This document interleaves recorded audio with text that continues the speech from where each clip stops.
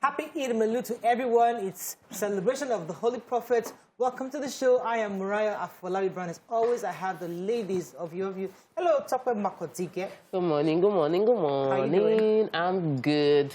So, as it is, the level of I think that parents have this feeling, every parent feels like their kids are like the smartest in the world. Yes. And, and you're seeing them grow and you're seeing the level of maturity in the kind of conversations you're having. Like, it's a huge responsibility to be a parent, and I'm grateful to God for the journey so far, but I'm also extremely fearful and worried, and I'm trying to pray the fear out of me because I see the level of exposure that the information being thrown at them is a whole lot. Every assignment now involves going to check online, and you put one word, the internet completes it for you. So I'm wondering, even if a child goes online with all innocence, the way this social media places, the way the internet is wired, it can feed information that is, not so comfortable. So I'm just going to keep appealing to parents to, bond with your children at every stage. They are telling me to enjoy this stage, that when they become teenagers, that their shakara will be much. But now I'm enjoying. Let me just hug you. I'm like, come and hug me. I just want to say bye-bye. Oh, yeah, come and say bye-bye. Like, we don't know what the next 10 years will hold, but I'm grateful to God. You have one child that, when the other ones have grown, he's still a baby, so you enjoy that for a bit. Like Mariah, tomorrow, enjoy that stage for a long time. I'm fine, thank you. Yesterday I learned something. After we had the conversation on the police, and I was like, oh, this conversation is going to affect my whole mood today, for the whole of today. Doctor was like, no, it should not affect it. It should end here. And I have that bad habit. I have something, I discuss something or read something, and then it will spoil my mood for a week. I'm constantly thinking about it, and it affects everything else that I do. I'm unable to just, pursue things because I'm thinking about a bad thing that happened, a bad event that happened. And, I also read that we need to realize that our mental health and everything is in our hands. We decide how we, pull ourselves up and move forward. I've always felt that I'm just a feeling person. If I feel it, then I'm meant to feel it. But sometimes I can also control it so that it doesn't affect other things. So, yeah, I'm working on it. So, thank you. That's a discovery. The key doing of your Hey! Water, pure water. I'm doing good. I just wanted to add that what helps is compartmentalizing issues. So you bring it out in different boxes. When we are done with this, we'll pack it up. When I'm done with this show, I drop it on this table and I go home so that it doesn't affect me in other things that I'm doing. I'm good at compartmentalizing other things. Yeah, but when it comes to, so you will not just us about the weekend. Yeah, so I had we knew about your weekend, so we allowed you to go and rest. Yes, I was at Kuje, Almat Farms. Amazing. Abuja? Abuja, yeah, amazing place. Clean pictures. Air. Clean air, like clean, very clean air. I did not hear one sound of generator. The place was so good. All my husband's allergies, because he sneezes a lot. He did not sneeze one bit till we got back. See what is happening. I was like, wow, this is our bubbling, bustling city and all that. It was fun. I had fun. We're together. No, mommy, I want this. I want that. No. Just us, bonding. Doing things that adults do. It was my 13 years wedding anniversary. If that one did not come in, what will we say? Exactly, now. That's primary assignments. I had fun. Just don't go and bond. No, me, I don't know. I'm hung boot, I'm not you. No mistake can happen. I came 12 years after my brother. 12 years between me and the last brother. So don't say anything. No, not never me. say never. Not me. Okay. Never is never in this one. I hope you're not trying to make an excuse for yourself for future. No, I mean, only Another for one. children. No. You cannot say, I don't know, I came We can four is a round number. If I mistakenly, that one, I'll just say, how far that mercy. This one has to come out. Forgive me. So we have to talk about your earrings, Mariah. Yeah. And YK is not around. He's still resting from celebration. So after Those are cowries. Yes, after we gave YK, and I just liked the way it looked. So I told the person who made it for us, and told her, Ramota, to make mine. So she made it, and she delivered. Lovely. Thank you for paying attention. So I'll be off the show till next week. So I'm taking off because I have to go and get ready. do what I had to do, you know. So send Mama off with yeah, grand style. Yeah, honestly, my mom has crowd. Goodness, she's like, a mom for everybody. She's pulling, like she's pulled. Well, thank God. So she's been a blessing to a lot of them. Yeah. A lot of support will come your way. I'm still going to put out a proper thank you, and I'm going to try to talk about it. I mean, it's unbelievable the amount of support. I'm shocked. In fact, there's nothing like a good name. Hey, I'm shocked. We must the kind of support legacy. we've gotten. Wow. I can't speak it. It's like, Wow. And it's not you, but for her. Mom, see, it's crazy. Thank God, thank God. Let's go on a break. When we return, we go through the front pages of the papers. Stay with us. We'll be right back.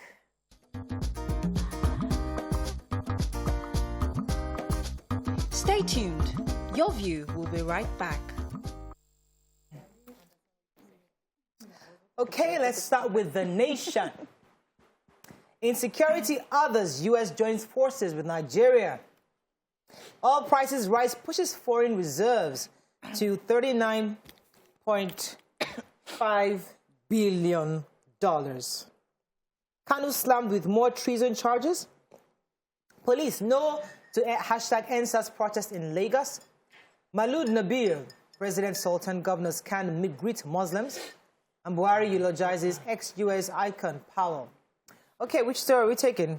We could take the major headline? Yes. So a top Biden administration official had a meeting with the Minister of Foreign Affairs, Geoffrey Onyema, yesterday, and he was saying that Nigeria will get more assistance from the U.S. in the battle against insecurity, whether it's on terrorism or piracy. They are going to, go all out on that collaboration and support the country. That Nigeria is not just the partner of the U.S., but also a friend. They also said that they have been supporting the delivery and administration of the vaccines to all Nigerians. More vaccines are going to be coming our way. They are going to ensure that everybody is vaccinated. On the other hand, the president is warning that there is no more hiding place for bandits and that the military will keep on the offensive attack. We know there are some states already that they are carrying out offensive attack, not waiting for the bandits to come to them. And so far, so good, it's been successful. But that the media should, instead of saying rising insecurity, should call it declining insecurity, that we have to be very careful of how we paint the picture and support the fight against insecurity, basically. All right, so because I read the book of Colin Powell, so I have, I have a bit of some of his stories. So it was interesting that our president also eulogized him. He passed away after he battled COVID-19 at the age of 84. So I think it was a special decision to the media and publicity of our president, Garba Shehu, that expressed the condolences of the president. And one of the leadership skills I learned from Colin Powell was the fact that no matter how high you go, you must always go back to the roots, because the people at the bottom don't know who you are. So if you really want a sustainable system, always get feedback from bottom up. Never depend on the Joint Chiefs to tell you what's going on. He goes all the way down to talk to the people and know exactly what's happening. So that's just to confirm what the Joint Chiefs tells him. So it was a really, really interesting tip I got many years ago when I read this book. All right, any other story in the nation? So court orders release of Odili's passport. Odili was the former governor of Rivers State, and his passport has been seized, and then Justice Okwo declared the seizure of Peter Odili's passport as illegal and unconstitutional. Now, this case has been ongoing for a long time, but there are two judges that have two extant judgments by the Federal High Court delivered in 2007 and 2020, restraining EFCC from either arresting or prosecuting Peter Odili on any issue relating to when he was the governor of Rivers State. So many civil rights people within the country have questioned that judgment. That how can a court in Nigeria say EFCC cannot try someone on corruption charges while he was a governor? And that injunction has been given since 2007 and stands till date. Now his passport being seized is going to be released to him, that because the reason for the passport being seized it can't be tried for this issue. And I'm really hoping that there will be more conversation concerning this case, so that we don't have precedents of some people going to court and saying, perpetual injunction, you cannot try me on what happened when I was a governor. Okay, I have one more story. So the president and the leaders and other leaders, we have senators, governors, were felicitating with Muslims on the Eid Maulud today, and the message across board is for peace and unity, and especially in this time. So okay, that's it. The Punch. APC convention under threat. Grieved party members cite ruling against Buni. Picture here of Sangota area, Lagos-Abeokuta Expressway. Terrible. Flood. Masked gunmen kill Lagos State government director and steal phones and files. 918 health centers shut as cholera cases soar. It's dangerous linking your SIM to another subscriber's NIN, says NCC. FG budgets 104 billion naira to maintain purchase generators in 2022. Hashtag NSAS, insurance firms unveil reports, pay 9 billion naira claims on deaths and property. And less than 4% of Nigerians will be vaccinated by 2021, says Oshimbajo. Okay, let's start with the human interest story. So there's a civil servant, Abiodun Adenuga, who was killed at Sindende Guest House in Agege area of the state. And the family members of this particular civil servant are calling for justice. According to the story, they said he was lodged at the guest house on October 6 around 1:30 a.m. No fewer than 4 masked men stormed into the facility and then started going room to room to check on people who were there. And when they got to his room, it seemed, according to the family, he said it seemed like it was an assassination attempt or attack, because when they got to his room, they had to shoot him. They were dragging his bag with him. And then I think there were some official files in that bag that they wanted. And so they dragged it. They came back again. He was trying to hold one of the leg of the armed or bandit or armed robber, and then they shot him. So when they took him to the hospital, they said they pulled out 11 bullets where they were carrying out surgery. And in that whole hotel, he was the only one that was shot. Others were just dispossessed of their phones and properties, but he was the only one that got shot. And so the family is saying that this was definitely an attack on him. And he's been using that particular hotel for over 15 years. He's married to 3 wives and children, and they're saying that every time he needs to take a rest, he uses that hotel. So that it seemed like it was planned, because he just got promotion to the next level in his office. Let's take another story. Yes, I have 918 primary health centers across 32 states in Nigeria have halted operations. It's been reported in the year 2021. And of course, this report is relevant because it's in the face of cholera epidemic, which we know has affected over 80,000 Nigerians and caused about 3,200 deaths. This information, some of the information that was shared by this report, it says was obtained from Health Facilities Registry of the Federal Ministry of Health, and it shows that 43 facilities are under construction, they say. So in 2017, the federal government inaugurated what it calls a revitalization program. So it was supposed to refurbish primary health care centers across the country, and that at least each senatorial zone will have 1 center, 109. But as of today, 4 years down the line since that promise, government has been unable to implement this. 81 of the primary health centers are permanently closed. 837 of them are closed temporarily, it says. This says Borno State has the largest number of primary health centers closed. It has over 200 primary health centers closed. Adamawa, 170. So when we say we're fighting, every time we talk about cholera, they say, Nigerians, you also have to play your part, which is you wash your hands, everything is hygienic, use the primary health care centers. Where are they? Why are they not functioning? What's happening to the revitalization Let's take a few more stories. You have one more story there? Yes, let's take the story of the budget. So, everybody's analyzing the 2022 budget, and right now we discovered that 104 billion naira, that's not small money, is going into maintaining generator and powering ministries. Now, this is not all the ministries, though. About 15 agencies did not even mention their own budgets. The Federal Mortgage Bank did not mention, INEC did not mention, JAM did not mention, CBN did not mention, but among those that mentioned, let me quote one, 80% of the funds of this 104 billion naira is going to the Ministry of Finance for buying generators and maintaining generators. Wow. That's 82 billion naira will be spent in the year 2022 just on powering that place. Let me just mention one more ministry among all of the other ministries that are there. FIRS, the Federal Inland Revenue, is spending 1.8 billion on maintaining generator, just 250 for maintenance, 1 billion for fueling. So 1 billion is going to fueling. When I look at these funds, and it sort of buttresses what Nima said, that the minister, our minister is wise. We know we need to fund the power sector, but we're going to budget 104 billion naira to maintain generator, 1 billion to fuel the generator in just one ministry. It is impossible to know that there are other ways we can smartly reinvest these funds to power those ministries, as opposed to just generators that would pollute the environment further. Let's go on a break. We come back, continue with the review. Stay with us, we'll be right back. Stay tuned. Your View will be right back.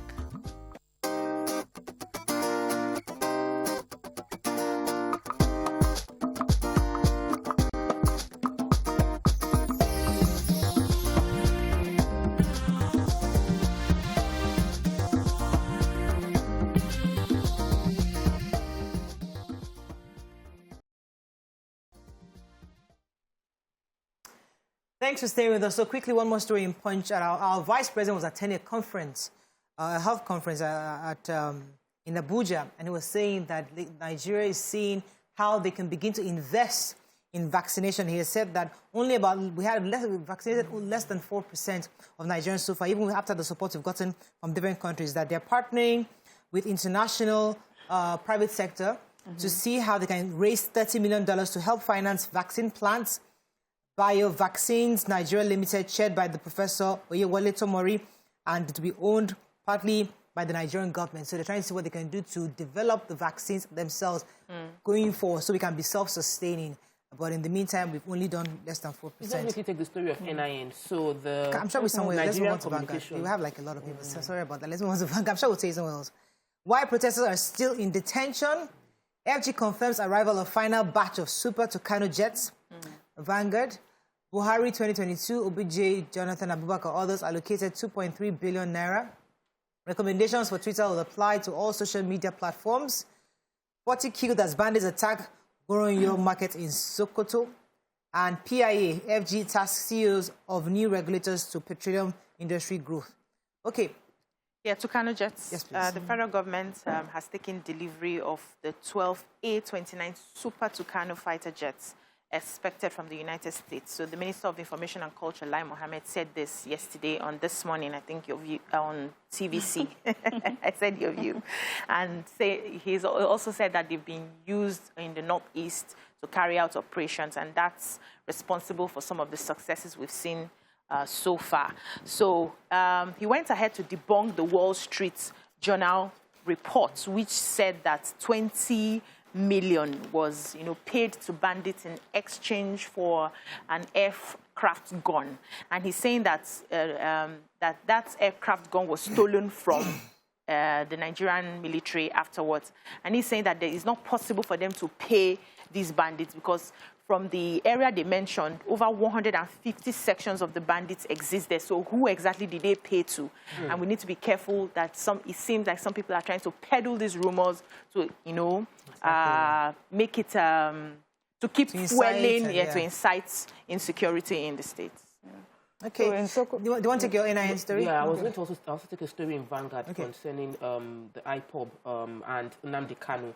That Nnamdi Kanu now faces fresh charges as opposed to 5-count charge that was delivered to him before. Now it's been upgraded to 7, one of which includes, the new ones include the fact that according to the federal government alleged that as a result of his directives, banks, schools, markets, shopping malls, filling stations were not open for business with vehicular movement grounded within the Southeast region. They also mentioned that on or about the 28th of April 2015, Radio Biafra broadcast from London, and the president the president of Nigeria was called many names.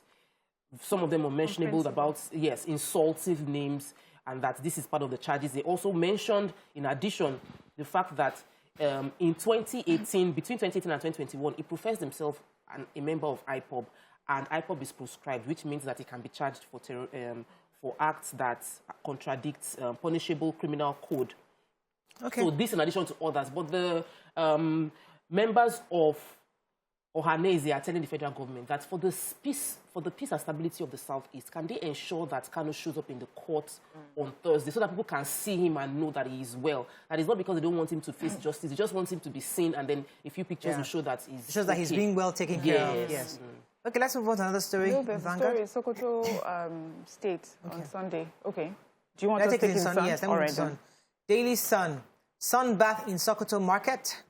Bloodbath in Sokoto market. Marwa advocates drug tests for politicians, students, and others. FG must produce Nnamdi Kanu in court on Thursday, says Ohanese.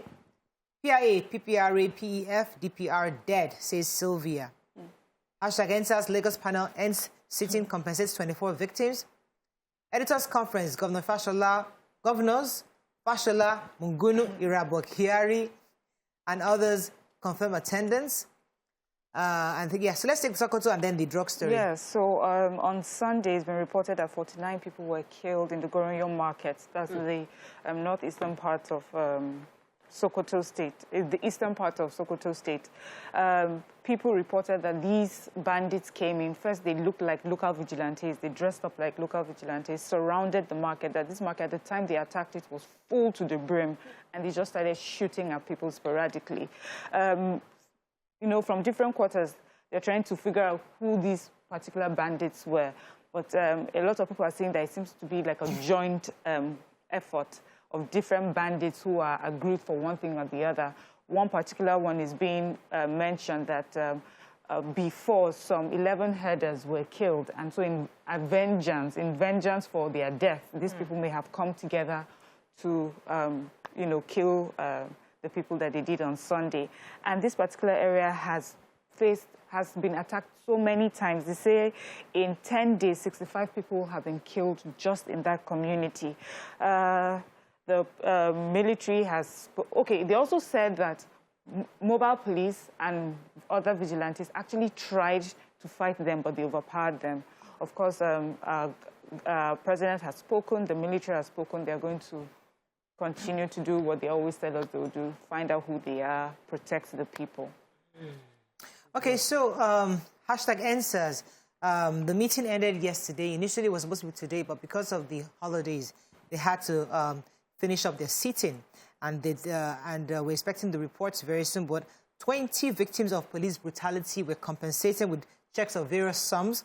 And the chairman of the panel, Justice Doris Okobi, was retired, was telling us, saying that they were going to provide the report. It's still being worked on, the final report, and we should get that soon. But they didn't give us a date of when we will get that. But so far, 20 families of police brutality have been compensated. One more story. I cannot go without taking an NDLEA story. Yes. So the chairman of NDLEA, in a report, he was being asked, this was in New York, he said that, they were talking about the drug situation here in Nigeria, and he says that one of the ideas that he has is that Nigerians who want to run for political office be tested, students should also be tested.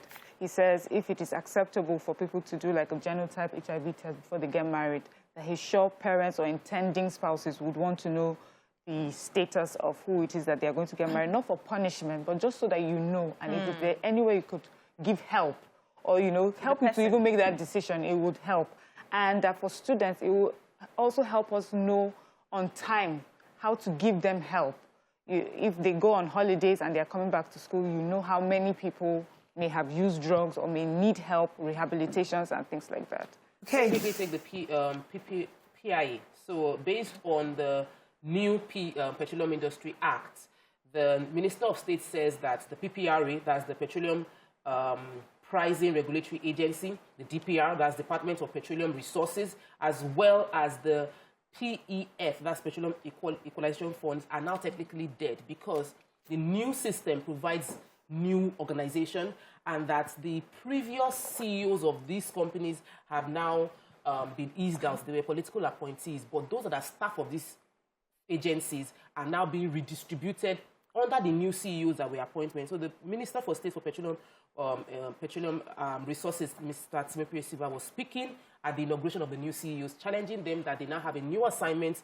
the new CEOs of the Nigerian Upstream Regulatory Commission and the Nigerian Downstream and the Midstream Petroleum Regulatory Authorities, which were created under the PIA, that these new people now need to, they have a huge assignment to bring growth to that industry, the petroleum industry. Okay, Daily Trust. Let's find a story of not criminals conniving with monarchs in Bauchi State's governor. Nigeria records 33 new COVID-19 deaths. And the major headline was already taken, that's those who killed in Sokoto. Yes. The COVID-19, so Nigeria recorded 33 deaths and 125 new confirmed cases of COVID-19 as of Sunday, which is the data given by the Nigeria Center for Disease Control, NCDC.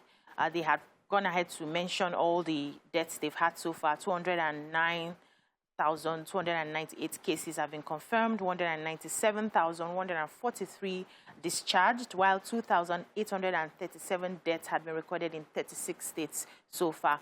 But they are saying that the government has directed every ward in each local government to have a center for vaccinations to make it easy for the people.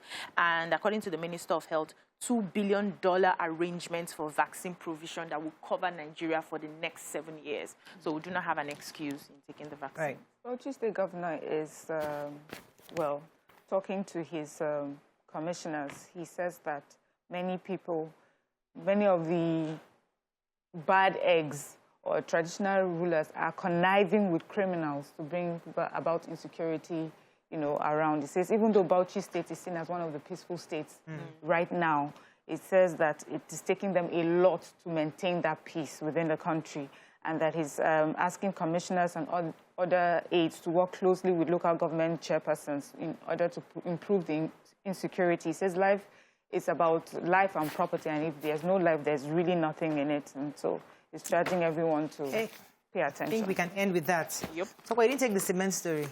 Southwest. Okay.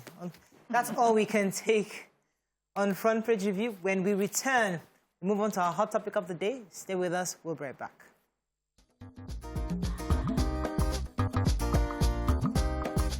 Stay tuned. Your View will be right back.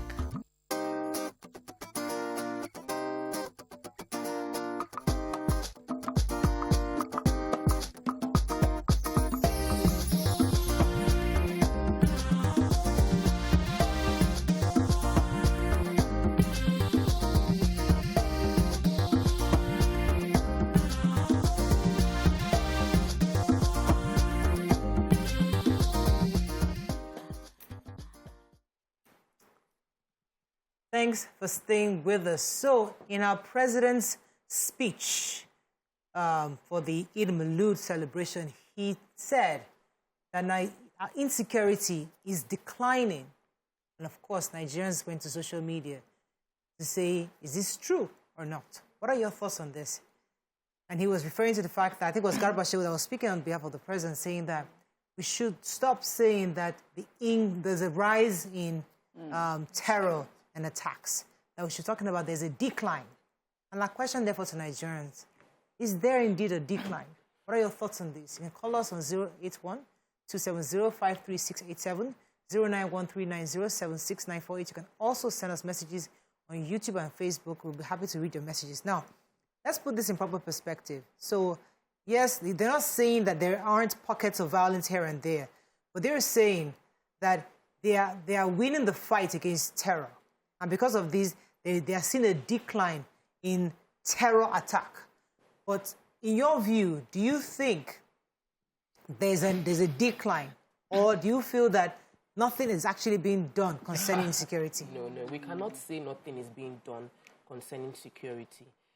But I don't think you need to tell, you can't tell me what to think or what to say based on the reality I experience is what I will say. So telling Nigerians not to say the increasing insurgency or the increasing insecurity, it has to be based on the metric. So he might have the data that Nigerians don't have. What Nigerians need is for him to give us metrics, raw data. We used to have 10 attacks within this community. We now have 1. Or we have none. They have relocated to another community and we're quelling them there. There's enough of wishful, treat us as your citizens, intelligent human beings that are worried about our own lives and our own children. We are worried about our children. We're worried investors are worried about bringing in their money. Every day I try to convince people that there is peace here, or they say what they see. So I understand the fact that we need to paint the accurate picture. And most of the time, what is being projected is not an accurate picture of the challenges and the victories we have. But it is not by telling us what to say. It is by telling us with facts. This is the victory we've experienced. These are the challenges we're facing. Don't just wish it away. Give us the reality. And then we'll push it. That's pretty much I think that's it. You have summed it up. Because this use of semantics to explain things, to sort of, is like something that we're doing right now in the world, where we want to change the name of something. So it just sounds easier, it sounds better to swallow. And we're not really facing what we need to face to change the situation. We're always looking for ways to say it so that, you know, it's not too harsh or you don't come across as being politically incorrect. So that's what we're doing. But when it comes to insecurity, as you said, really it's the realities on ground. This also reminds me of when we're talking about, you know, how things are supposed to be better in the economy. Our president had talked about his achievements. You remember we also had to go and sort of remind him, it may look like this on paper, but in reality, when people go to the market, the 10,000 does not buy them the same amount of food you used to buy them in the market anymore. So the reality on ground is, for those of us who sort of, would I say, fortunately, are not right there in the communities where we're being attacked, we get to read the papers, we see the news, and we just read in Sokoto, 49 people killed on Sunday. And we've heard that in the last 10 days, 65 people have been killed in that community. What should that community, how should that community describe insecurity? Would it use declining or increasing? So that's the thing. We need to put in perspective the realities on ground. I like what you said. So if they had come to say, you know, in 2020, these were the numbers. In 2021, these are the numbers. So you can see with the numbers, there's a decline. Yeah, the data. Yeah, so, you know, when it comes to how we think, we always advise that you call those things that be not as though they were. Okay. But this is a case of insecurity, and we need to rely on the facts and the figures. What are the facts saying? What do we have on ground? What are some of the results we are getting? So I know that the military is trying its best. They've been having, you know,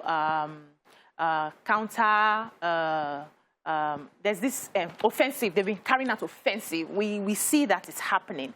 But then the question we need to be asking is, the results, have we started getting the results at the people who are at the bottom, the people who are feeling it? So before you come out and say something like, say it like this and say it like that, did you feel the pulse of the people who are in the middle of this? There are a lot of villagers that are being sacked from their villages, who are finding survivors from somewhere else. They can't go to the farms. They can't go to their homes. Did you feel their pulse? Did you test them to see, has it reduced? Or are you seeing the result of what we have been doing? Can they now go back to the farms? Can they fish and everything before you tell us, don't call it, you know, call those things that be not as though they were. The time will come for that. But the most important thing for me is that you ensure that you're doing the work and your results will speak for you. Don't worry. The people will pick up when they start seeing the results. Okay, let me take this call from Dr. Emmanuel from Jos. Are you there?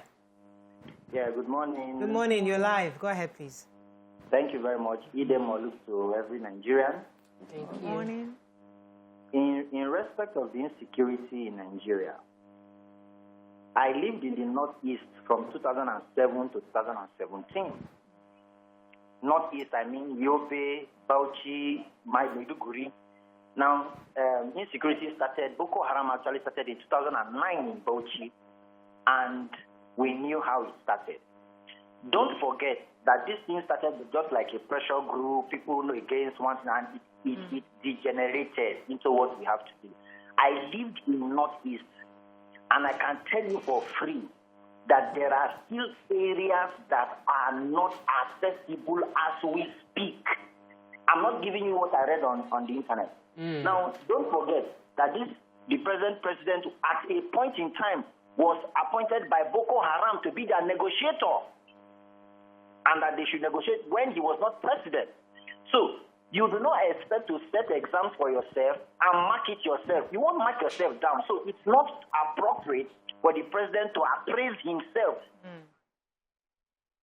Right. Oh, wow. Okay. Now, let me read specifically what the president's speech said, because he's also talking to the media houses, asking that we have to change the way we phrase this. So let me, for those of you who haven't read this article, let me read it to you. He said that the government fully expects and intends for the trends of that's the attack on the insurgency to continue, and calls on the media to address the tone, content, and standards of reporting into insecurity and safety measures. Time has come to revise the prefixes rising insecurity to declining insecurity. So he's also speaking to us that it's the way we, specifically us, that the way we talk about this issue of insurgency, our tone must change. Do you agree with him? Okay, so let me just quickly say that I don't agree with him. And the reason I don't agree with him is because I feel that he does not understand that we are also living in the country and we're also feeling it. Like, my husband traveled to Benin and we were praying. I wanted him to just fly and come back because I just felt like, let's just shorten that time frame you are on the road, because we've had several cases, even someone we know who was on his way back from Benin and he got kidnapped. So we are not, we're also feeling it. But while I was in the US, I was going to go to a mall, and I actually tagged on Instagram that I was at that mall. And somebody come there, hey, don't go there, oh. They just shot them there. There's shooting almost every evening in that particular mall. And then I was talking to somebody else, I said, I don't live in that community, I won't even go to that area. And why? He said, because there are always random shooting at night. We don't see that in the media like that in Nigeria. The level of daily shooting and violence that takes place, random person taking a gun into the school and killing people, we don't see that much in the media because they deliberately, what we hear more are the beautiful things, a few challenges, but more beautiful things. So I can understand where Federation is coming from, which is that we are projecting more of the crisis, but they should realize that the media is no longer the media of television and radio. Media is now everybody that has a smartphone. Even social media. Yeah. So, there's something called social responsibility theory, which is our responsibility also as media professionals to ensure that we're not inciting violence, we're not turning the people against the government. We're trying to find that middle ground where with the fourth realm, job is to give valid information, but at the same time, we don't want to aggravate the politics. Okay, so these are the weighty things the presidency is probably thinking about, saying we have to change our tone and content. So if we have in the papers that 40-something people were killed here, and another 57 people were killed there, and another 77 people were killed there, how are we supposed to report it? Are we supposed to turn a blind eye and move on to other stories? I think we need to report the facts. What happens in places like America is their local television, like we have here, our local ones in Nigeria, report exactly what is happening. When I traveled, I watched their TV, and I saw them calling on their president. They were lamenting. There were some places they didn't have clean water. You know, shootings were going on. They do that. But when it comes to the international scene, they project something different. So I think that is where the media comes into play. When we are going to the international scene, let us try to understand that these are some of the challenges. No, it's not about downplaying. You can't tell your enemy that you're starving now. I don't understand. You carry your shoulder. Let us try and, you know, not downplay it, so to speak, but not put our flaws out there, that we are really struggling and we are dying, except, of course, we are calling for help. So we need to understand where we are in the scheme of things. Let me take this call from David and come to Mariam. David, are you there? Yeah, good morning. You're live. Go ahead, please. Yeah, good morning. My name is David, calling from Ikorodu. Yeah. Thank you, David. Yes, go ahead. Hello? You're live. Yeah, please, I want to contribute to the program. Go ahead. Actually, I'm a first-time caller. Welcome to the show. Yeah, thank you so much.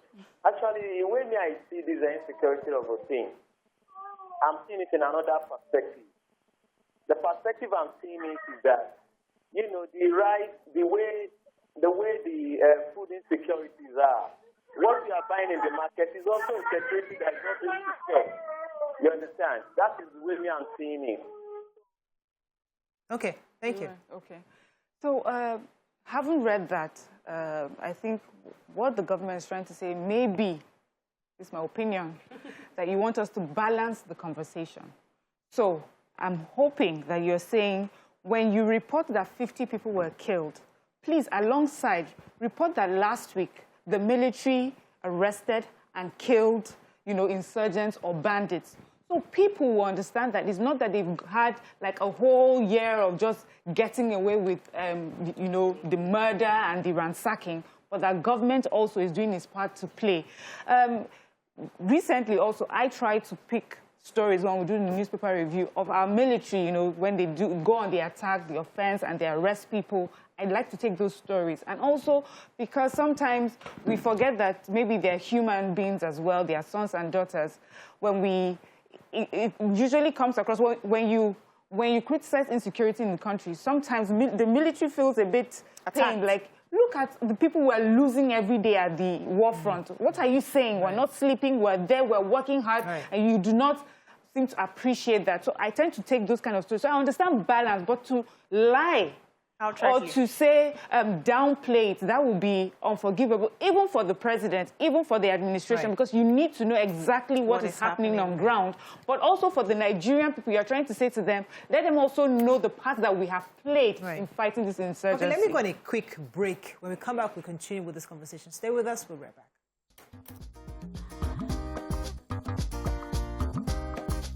Stay tuned. Your View will be right back.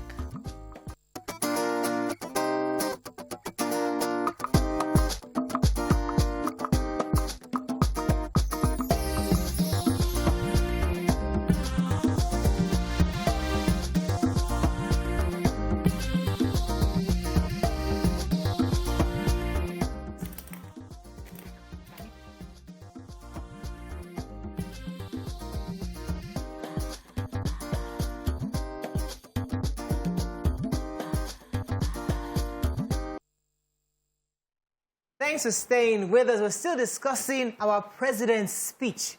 So he's saying that he expects collaboration, specifically from us. I wanted to be very specific. He said that they need an increased cooperation and collaboration from the citizenry, coupled with reinvigorated, dynamic, and energized police and military leadership would help the administration score more points. So they are saying that, yes, we know there are issues, but we need each and every one of us to, you know, collaborate with the government so that we can have more wins. They can have more wins. So I agree with the collaboration. I think that, and I've said this several times, if our president does well in leading us, it's not that our Buhari succeeds, it's that Nigeria succeeds. Yeah. If our presidents, if the ministers work, it is not APC that has done well. It is Nigerians that will benefit from it. So I am totally I will not support anybody wishing they fail, because they have not failed, we have failed. Also, I understand his cry in saying that we should support in terms of, Mariah, we share a lot of unverified false information. There's so much forwarded. Hence, they want to start monitoring WhatsApp. Can we just take the time to Google what you want to share and confirm if it is true before you share it? So there's a current stuff going around now. Oh, this company folded, or people are owing millions of money. They posted pictures, and I'm like, one newspaper, Mariah, I got it like for like 15 people yesterday. Everybody just forwarding. I said, did you even Google this company? Did you find out if this person's, these blogs that carry this story is carrying the truth? You know? And it's not a blog that you even know. So I'm like, at the end of the day, can we as citizens take responsibility to only share what we've heard from a reputable media house or something we've verified by ourselves? Anybody can make mistakes. So let us ensure that we only push facts. Okay, I hear you, Tokwe. So in doing that, if government wants that sort of collaboration, then they need to be careful not to come across as if they're trying to gag the press, or gag the media, or stop social media. Because we have to, if it's collaborative, we need the government to also play its part. The government shouldn't always look at criticisms as an agenda of hate or to bring an administration down.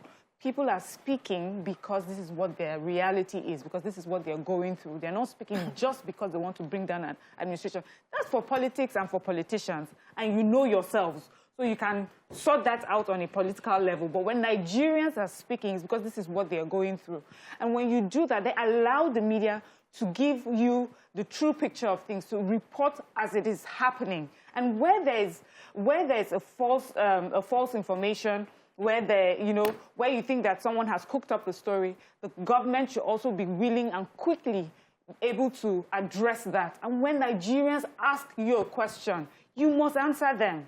with respect, that you don't know what you are talking about. There are some things that are not true. You need to know that these are people that when they demand answers, you would give it to them respectfully. So I think when it comes to the tone, it's both ways. Because what Garba Shehu should be telling us also is how the tone. Don't tell us this is how, remove this prefix. You should be appealing to us that, listen, guys, we are working hard. Exactly. Please, the choice of words are also important.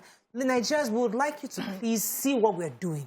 This is how we like, there's a way you talk to us that we know that, okay, you are trying to help us understand where you are. Not that you're forcing us, we drop this, change your tone, we need your collaboration. No, it doesn't happen like that, because we can't marry that with our realities. And for us to do that, we need to see, it's from the way you say it to us that we understand, okay, what you're doing. Because I guess that's the issue we're having with Garba Shehu speaking or sending this press release out.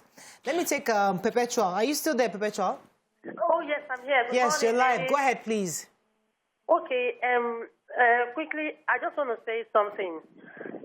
This current government, it is so unfortunate that they are politicizing the state of insecurity that is, smacking us in the face. How do you beat a child and now expect the child not to cry? You are flogging us here every day, killing us every day, and then you still come out to say, do not cry. Thank you, Perpetua. But let us also look at the other side. There was a time where kidnapping was like every single day. I've really seen, I mean, maybe it's just me. There was a time that it was so rampant. It hasn't come to your dwelling. That's why you're not seeing it. I received basbos around me recently. So I wouldn't say it has reduced. But because I'm following up on what the government is doing, we are constantly reading the newspapers every day. We are seeing that things are happening, but it will be better if we can feel that they are happening. Then you have the lever to say something. And one of the reasons Nigerians, are very easy to, pass messages that are not verified, because even when they bring it to the fore, the government always comes out to defend itself.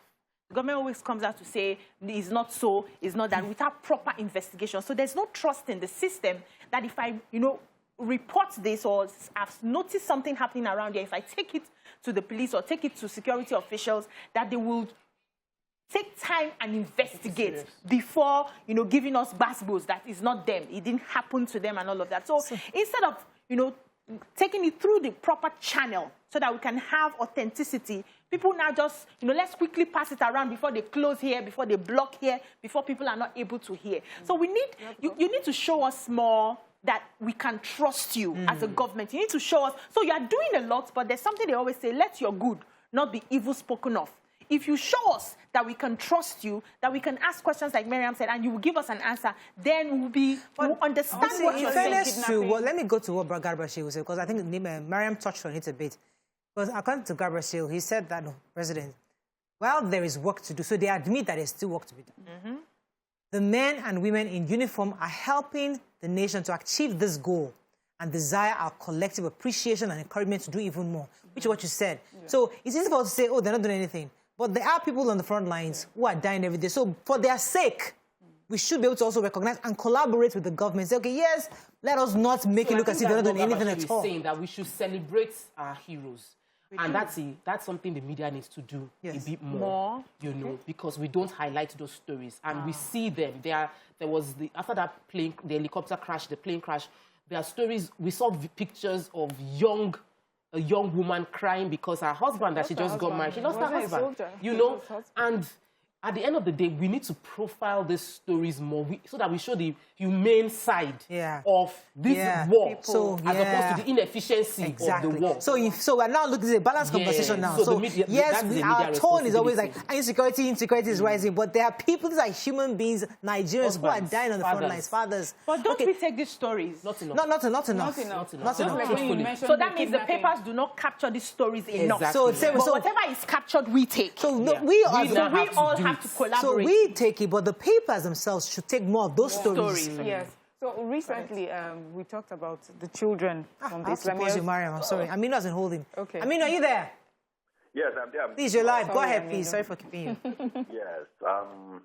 Well, I believe the president has spoken to Nigerians and more specifically to the journalists. And I want to believe that we should all collaborate as citizens and understand if one is hurt, all of us are hurt. And there are people on the front line, the soldiers, the whoever that is involved, is been sacrificing for everyone else to live in peace. So we should motivate them. We should report exactly what it is. We should be very frank and truthful. Like what Mr. Emmanuel was saying some minutes ago. I am from Northeast. I am from Adamawa State. I know what it was. I know what it is. And whatever anybody will say, we are substantially in peace now than any other time has passed. So please, as the President has requested, the President has...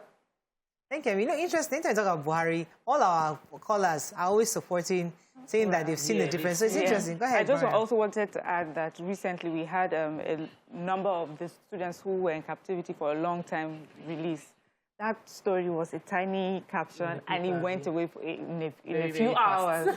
So yes, I think we need to also pay attention to pushing those positive stories. You will know me now. I like to be Miss Positivity. I just want things to be well and happy and yes, and optimistic and everything. But the truth is that even for me, that I want things, I only want to see the positive side. Even for me, over a period of time now, I've sort of become jaded because I see these stories constantly. I see the parents wailing because children have once again been kidnapped from school. I'm seeing communities once again, children, women, people killed. And the stories about the offensive, the Nigerian military doing is really far and in between. So maybe now what government is saying to us is that these stories are more than what we see right now. We should report them more. And when we spend time to talk about the ills of the society, we should also spend time to discuss the wins of the society. Right. So thank you very much. I think we can wrap up on that. So bottom line, we hear what the president is saying. Let's also show support and collaboration and understanding, especially for those of our citizens who are on the front lines. At the same time, media should also change their tone and content and how they publish this news. We as citizens without also... losing the facts. So. They're not asking us to lie. Well, they can't ask us to lie because we won't lie. But the idea is that Nigeria is both ways. The two sides of this coin.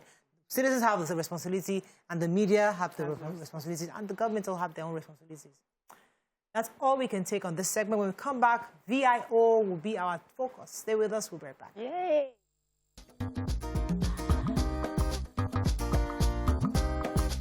Stay tuned. Your View will be right back.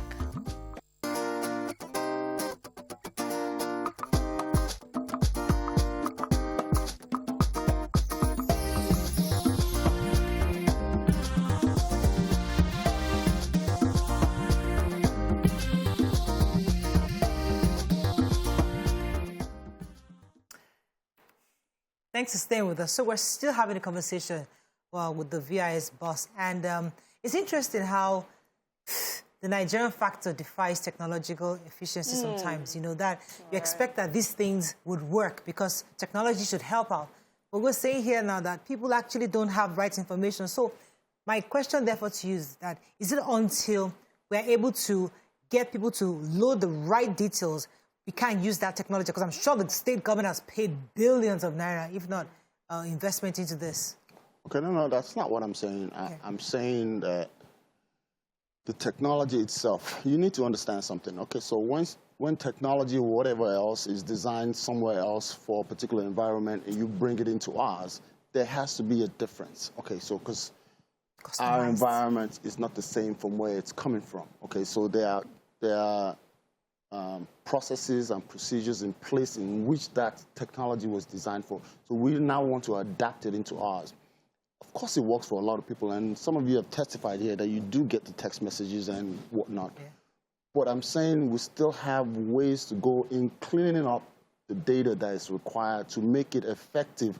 At least, you know, I'm happy if we get to like 85, 90%. Wow. But we're not there yet. We will get there. So we have a new device also. It's called the TMS device, the Traffic Management Solution device. It's similar to ANPR, but it's not. Okay, so what it does is when officers stop you, they're not asking for your documentation. So it just goes on the device and enters your plate number. And, you know, he already knows what he's looking for in your car. You have a cracked windscreen, you have a whatever. He'll issue you a ticket.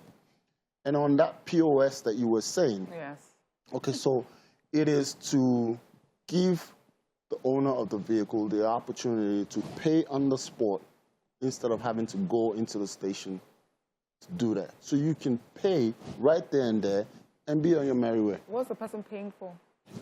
Your fine. Or traffic offense. Okay, so what would be, just for people who are stopped, because some people will say they collected this money from me, I did not do anything. That's what we hear. So what would they be fining you for, and how much are we talking about? A crack window, how much would that, windscreen, how much is that? A tailgate, you know, is not working. What are the prices for those? Okay, so the minimum fine in Lagos State on any offense is 20,000 naira. Minimum. It's 20, it cannot be lower than that. Okay, so it can go up exponentially depending on the offenses you have, but the minimum is 20,000. It's not 21, it's not 22, it's always 20,000. So, but one of the issues I have is, for instance, you're just leaving your house. Yes. And your, what's it called? Is it the windshield or something? Your tail light gets damaged. Yes. And then you run, you haven't had the opportunity to go fix it, but you had to be somewhere. And then you run into VIU and they stop you and fine you for something that just happened. Is there no room for understanding, to know that you're a first offender, we haven't caught you before, please ensure you fix this, and the next time we see you, it's working? Or for anyone who just runs into them, whether it happened now or yesterday, you're fined? Okay, that's a good question. And the answer is yes and no. Okay. No, because under the law, there is no room for that mistake. That mistake is broken. If it's broken, you should fix it because it's there for a reason. So if your tail light is broken, someone can't see you when you press the brake because it's not working. Yeah. Or if your indicator is broken, they can't see you when you traffic it because it's not working. Okay, so the other part, which is a yes, it depends on how you talk to the officer. The mood of the officer.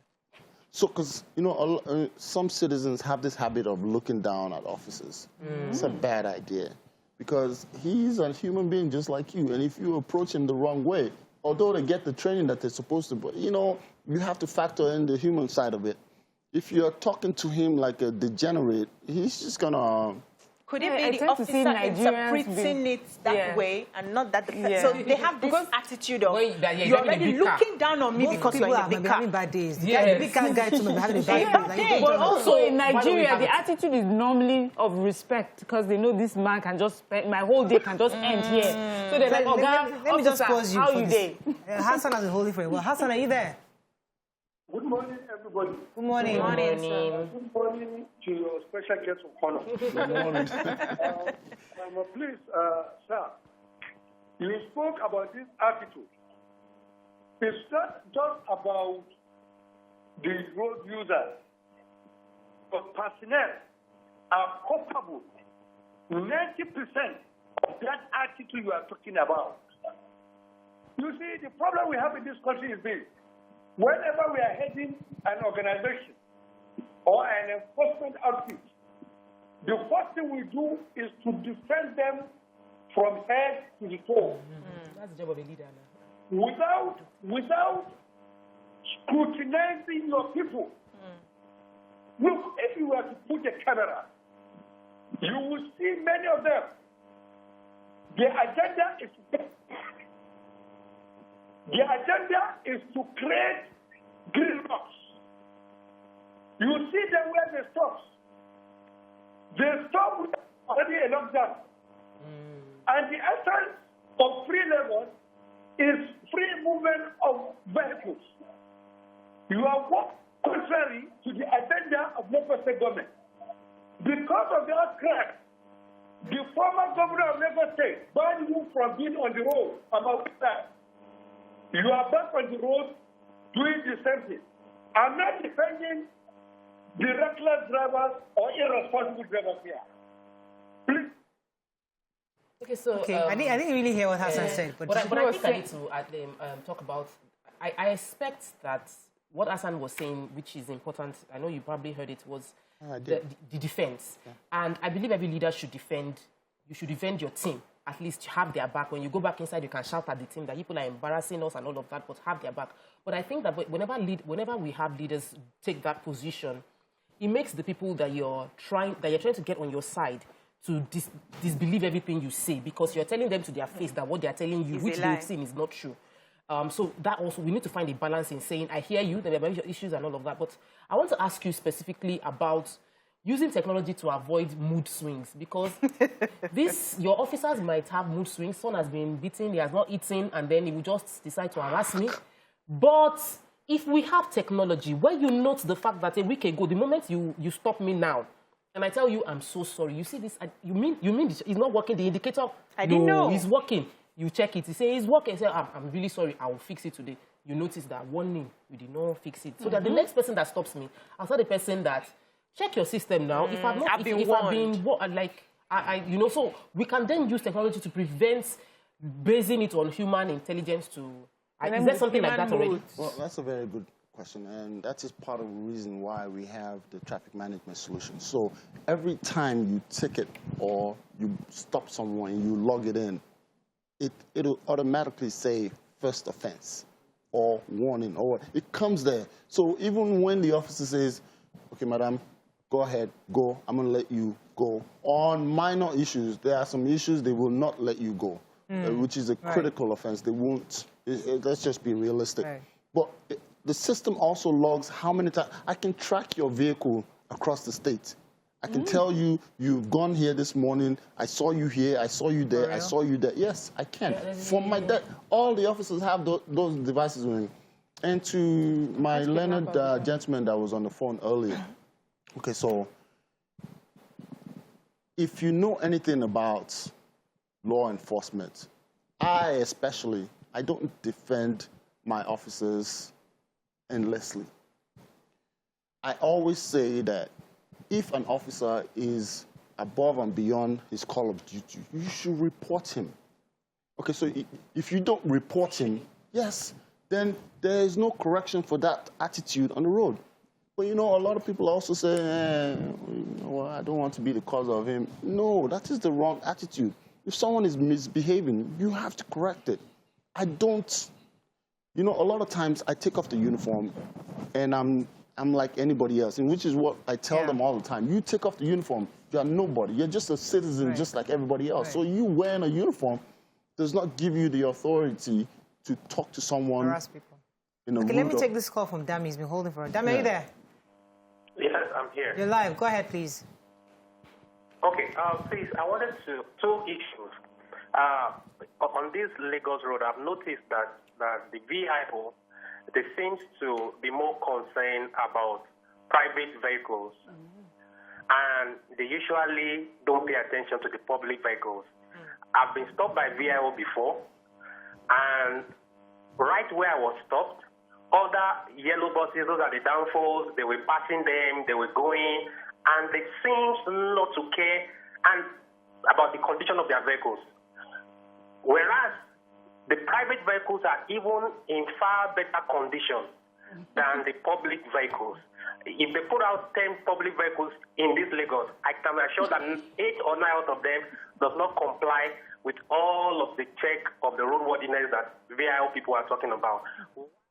Yeah, I think. All right, so more people are at greater risk because they're carrying passengers. So how would you respond to that? Okay, thank you. So that's a misconception, like I said earlier. Okay, we don't necessarily apprehend commercial vehicles on the road because they usually resort to violence. And you need to factor in the risk of the passengers they are carrying and the safety of the officers. We know where we get them. It is usually at the car park where they have a chairman or someone that's in charge of that car.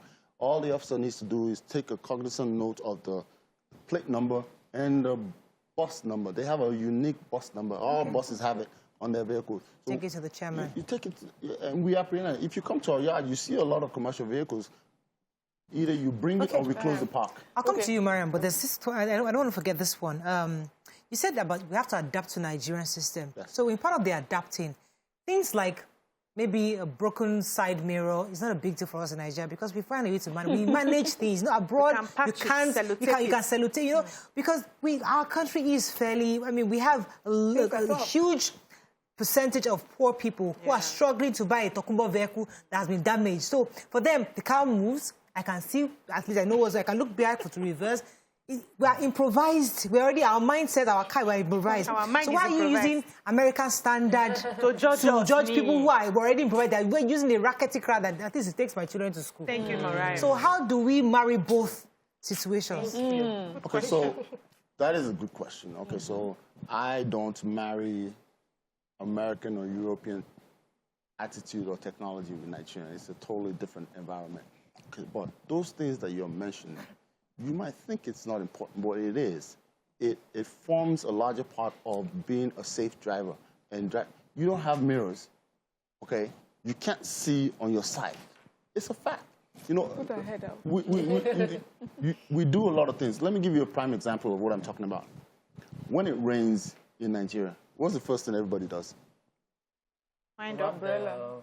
They use the white No, that's not what they do. Wind under the shade? No, what do they? They switch on their hazard light.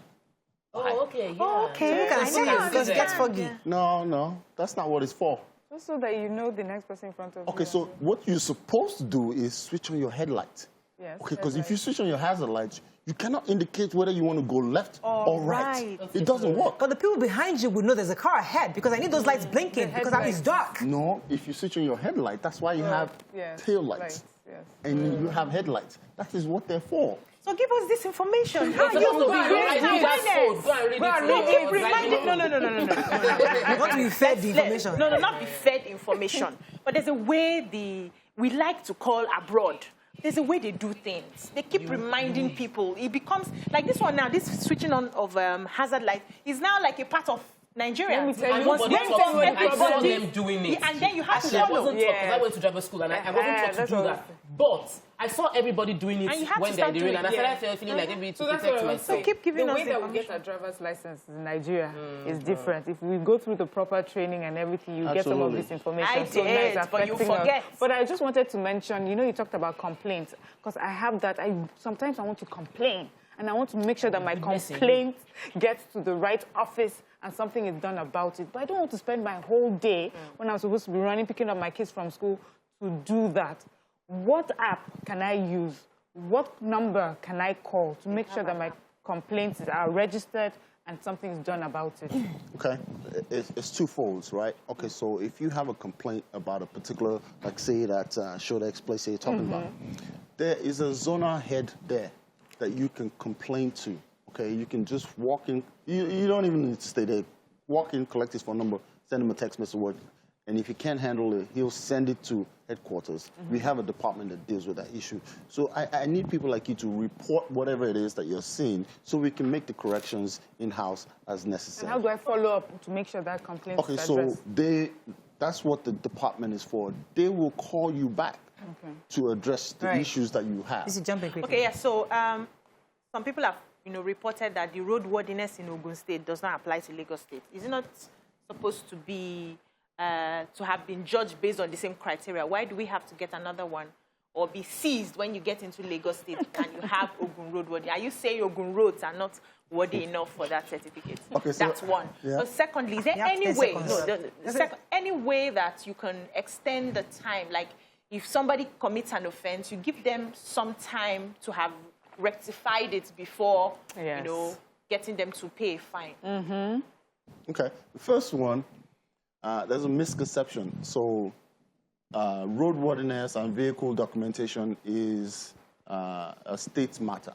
All right, so if you live in a particular state and your vehicle is registered in that state, you can't go to another state to go and obtain vehicular documentation because that is what we use to pay road taxes, road levies for the state. The roads that we fix, the infrastructure, whatever that goes on the road. And as far as that one is concerned, you have to get the National Assembly to change that law in regards to that. Because under the law, there's no room for that. But okay, we have to wrap up. Thank you so much, sir. Thank you very much. I have to leave it at that. We've been speaking with the boss, VIS actually, Mr. George Fashola. We will still bring you back because we really want to see the technology work. And we hopefully, because that will make things more efficient and easier. Shodex Gardens are noticed? Okay. So they're supposed to be there. They're not taking them away. They're supposed to be there. Stop causing traffic. But they will adjust. They can move forward. So, Moriah, you're going for... Yes, so that's all we can take. We'll see you tomorrow. Bye for now. Take care. Bye-bye.